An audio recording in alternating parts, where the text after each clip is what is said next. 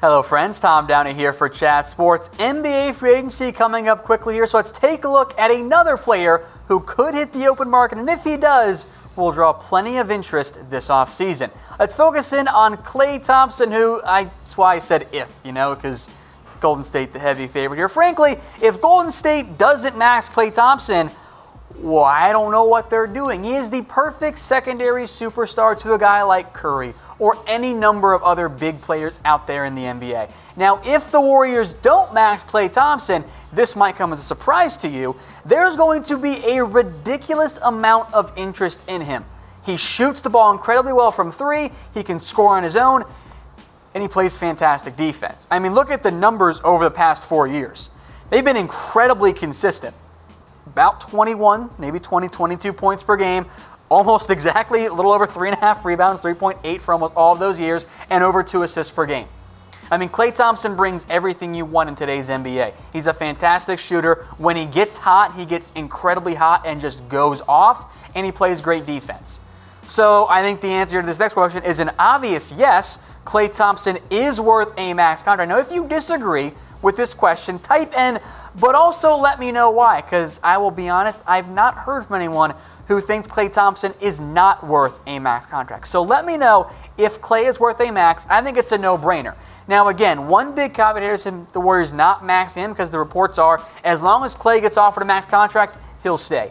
If he doesn't, here's some teams to watch out for. Number 5, a bit of a surprise. Yes, it's the Atlanta Hawks, which makes you go, wait, what? Now, they are a young team with some promising pieces there. The latest report out of Atlanta is the Hawks plan to make a run at Klay Thompson, which is cool. I'm going to make a run at a 5K this week, and I'm not going to finish, but I'm going to try, which is kind of where the Atlanta Hawks are right now. They're a super extreme long shot.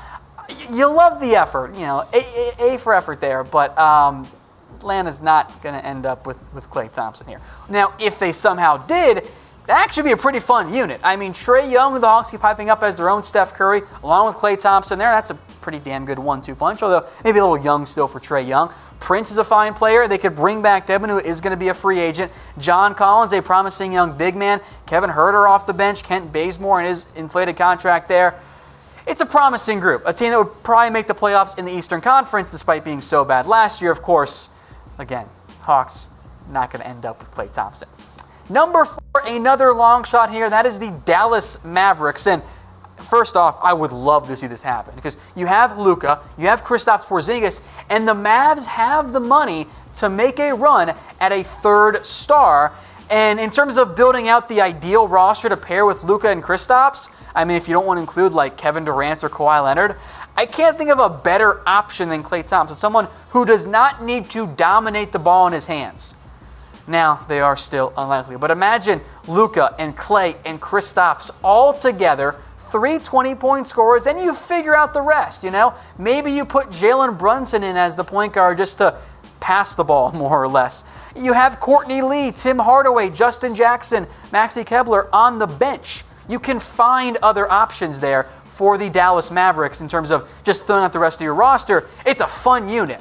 It's an unlikely unit, but it'd be a fantastic move by the Mavs, and what better way to replace Dirk in terms of his overall career than to have Luka, Kristaps, and Klay all together. Let's move then to number 3, a little bit more likely, but again, still kind of on the long shot side of things. That is the Los Angeles Clippers. Now, the cap space is certainly there, and if Klay wants to be the face of the franchise, he would be that with the Clippers. Now, knowing Thompson and his personality and how he handles the NBA media, I think he kind of likes not being the focal point of having to answer all the questions. He likes kind of operating under the radar. And the Clippers will chase all of their big names. I have no doubt that Klay would be a fantastic fit in LA. Now, maybe the unit looks a little bit awkward because they're kind of a little thin on wings right now. There aren't a ton of options, but you have Shai Gilgeous-Alexander. You can still start Landry Shamet. And to be fair, you have other options on the bench. You have Montrezl Harrell and Lou Williams, who are fantastic. They got Zubac for free. Gallinari can, I guess, play the 4. Maybe Klay kind of plays some 3, but whatever. Gilgeous-Alexander is so long, he bounces out as well. So it's a bit awkward in terms of your typical point guard, shooting guard, small forward, power forward, and center. But let's not forget, in today's NBA, you can kind of play almost true positionless basketball. Also make note, Patrick Beverley, a notable free agent for the Clippers. All right, folks, if you like the NBA, make sure you subscribe. The link is right there below, youtube.com/chatsportstv. We'll be live during the NBA draft for every pick, of course.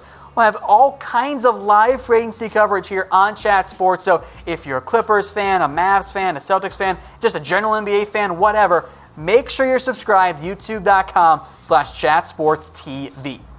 Now, if Klay Thompson were to leave the Golden State Warriors, I think the Lakers would be the obvious fit.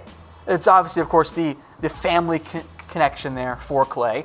And as I've mentioned before, isn't Klay Thompson like the perfect partner for LeBron James? LeBron can drive, he can kick, Klay will play great defense against guards and wings, and he doesn't need the ball in his hand every possession to make a big impact.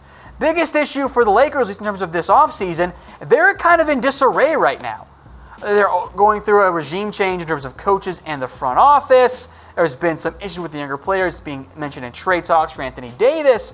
But if you bring in Klay Thompson, that does provide some stability, regardless of what happens with any potential Anthony Davis trade. So, assuming there is no AD trade, of course, this is what the roster, I think, would look like. And, of course, you still have other key role players, Josh Hart, Kyle Kuzma, coming in off the bench. But Lonzo Ball, who is a better defender and distributor, that's a pretty damn good front court in terms of defense. Ball and Thompson together on the defensive end, that's really good. You don't have to worry about, oh no, who does our point guard go up against defensively? He's a liability. There is no defensive liability there in terms of the guards. Ingram, of course, would be a secondary option, but maybe he continues to grow. He's still very young. And as I mentioned, Hart and Kuzma coming in off the bench. That's a very promising option there for the Lakers. But I do think it's still a long shot that Klay Thompson would head to LA. And it's not even a knock on the Lakers right now, despite their franchise, chaos. It's that I don't see Klay Thompson leaving the Golden State Warriors. It truly is the Warriors and then everybody else in these rankings. The reports are all Golden State has to do is make Klay Thompson feel loved. And there's one easy way to do that. When the clock strikes midnight or whatever, this is in the afternoon this year, you just go to Klay Thompson and say, hey, Klay, here's your max contract. And then Klay says, cool, I'm going to sign. He likes playing for Golden State. And why wouldn't you? This was the lineup this season. You get to be a supporting cast member and a damn good one with Steph Curry. They have Kevin Durant, at least for now, and Boogie for now, and Draymond Green for now. And even if Durant and Boogie leave, this is still probably the best team in the NBA with Steph Curry and Klay Thompson and Draymond still there, at least potentially. Jordan Bell playing roles and other guys like Iguodala and maybe Jacob Evans and Looney, if he resigns, of course, all playing key roles for Golden State, and they keep seeming to somehow reload and finding contributors. And if you're Golden State, why the hell wouldn't you max Klay Thompson? There's no reason not to do that. He's the perfect complement for Steph Curry. He's a great player. And if Curry's ankle injuries do end up flaring up again, they'll be okay because Klay Thompson has shown multiple times at this point that he's able to create on his own. So for Golden State and Klay Thompson, it's a perfect fit. Klay gets to stay where he's been. He gets the most money he can.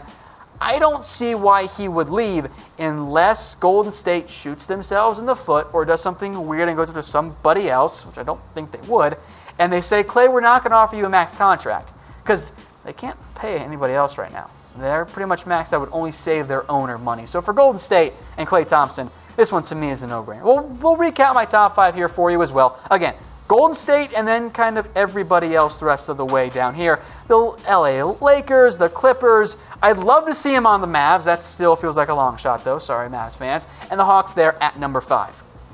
But folks, let me know what you guys think.